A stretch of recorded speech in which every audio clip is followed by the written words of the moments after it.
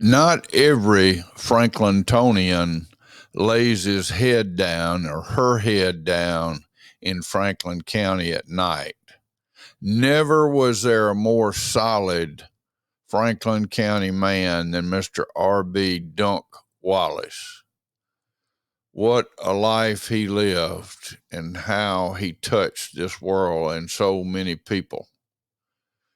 Mr. Dunk and Miss Betty lived in Summit and then later out in the edge of Amite County where they were living when they both passed. But he came from Franklin County and his heart never left there. The cover picture is Mr. Dunk near to the camera at about 22, 3 or so years old with the first sawmill that he and his father, Mr. Albert, operated together. This is just across from Ebenezer Methodist Church. That's the scene of the great stump speech, as I call it.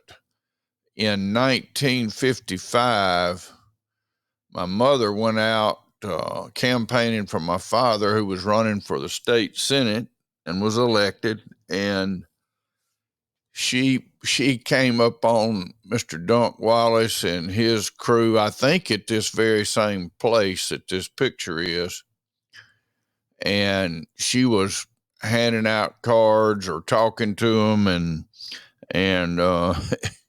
Mr. Dunk knew he was going to vote for Daddy. He was a good friend of Daddy's, but he said, well, I tell you what, little lady, Mama wasn't little, she was a tall woman.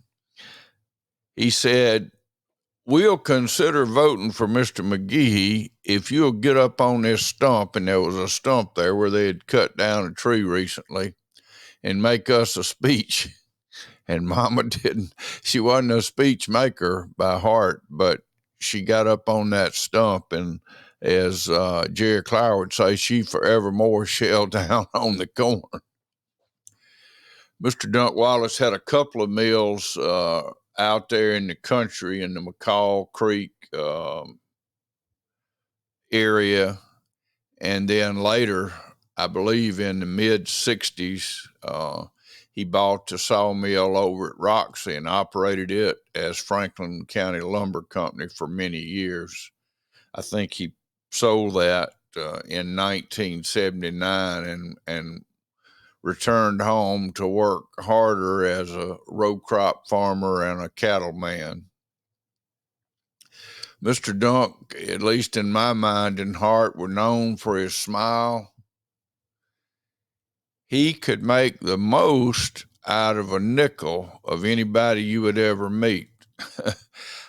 The first time I ever remember being in the office at the sawmill in Roxy, I don't recall what I was there for, something on business, and his longtime secretary, bookkeeper, Sandra Ezel, and I can't think of her married name right this second, was sitting there at her desk, and I'd known her for years, and there was a bundle of ad machine paper on the floor. It looked like it'd fill up a dump truck, a 9-yard dump truck at that.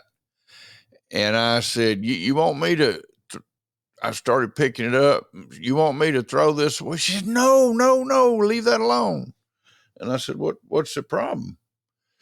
She said, well, when I get run out, Mr. Dunk wants me to wind it back up and use the other side.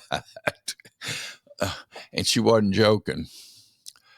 As snug as he held a nickel, his heart was bigger than all of Franklin County, and he would help anybody at any time, and he helped me more than once. He had quite a life, and he touched a lot of people. He and Miss Betty, they were solid followers of Jesus, born-again Christians in the true sense of the word, by grace alone, through faith alone, in Jesus alone. He served as an unofficial nursing home preacher on Sunday mornings before time for his church, first at North Macomb. I believe it was North Macomb Baptist, and I think I got that right. It may not be right. And then later at First Baptist of Macomb. And so I think for more than 50 years he did that. I only found out about it by accident. I would have never heard about it from him. He wouldn't have come and told you that.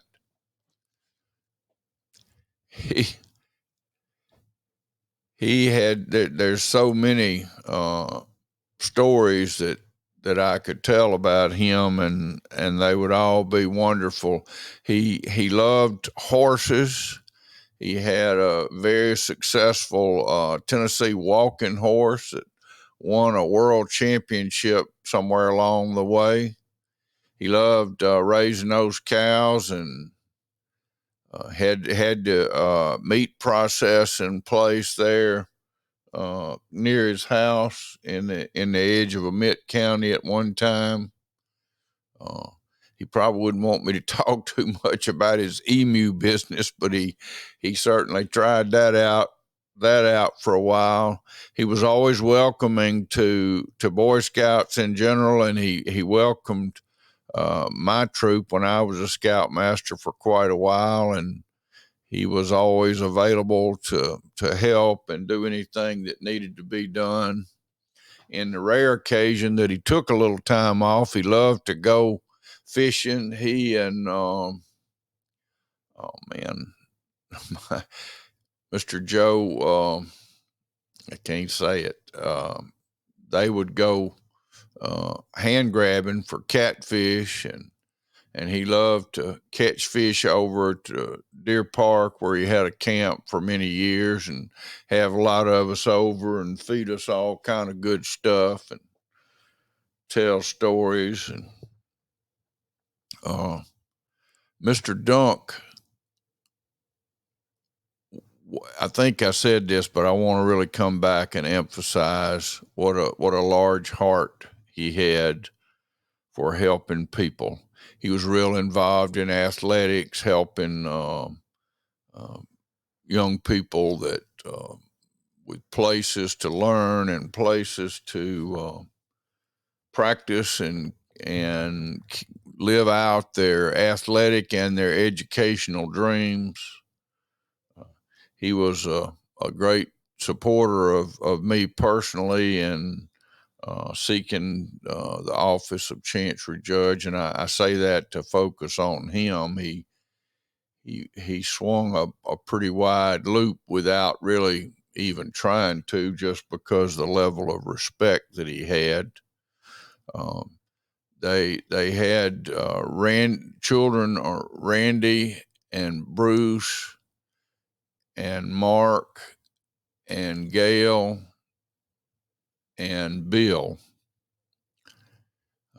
Tragically, Bruce lost his life a long, long time ago in an accident coming home from work at the sawmill in Roxy. Mr. Dunk and Miss Betty, they fixed some fine victuals. And when I say they, I use that loosely, because the they was Miss Betty.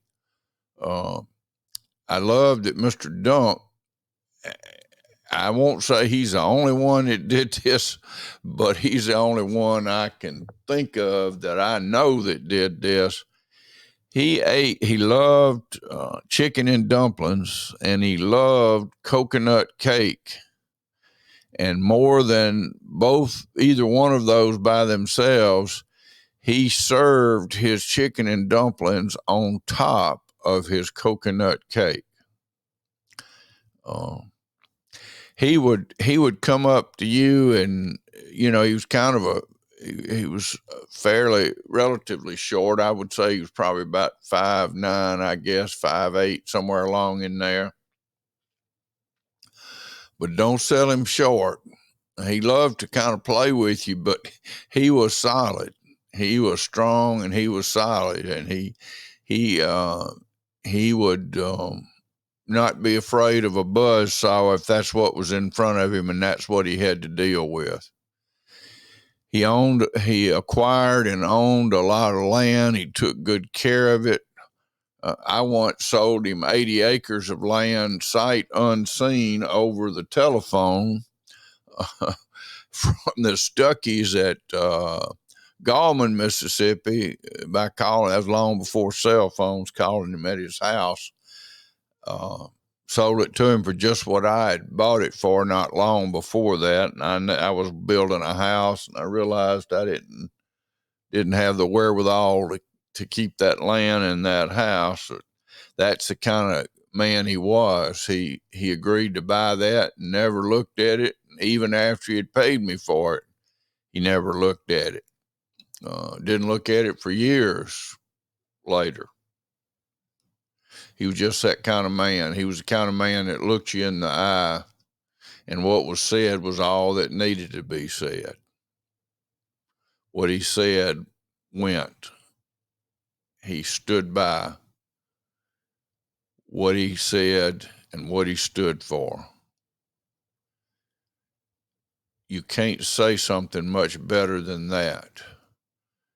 Mr. Dunk Wallace, a true gentleman, a solid Christian, absolute foundational Franklintonian, as I call him, and just a good man.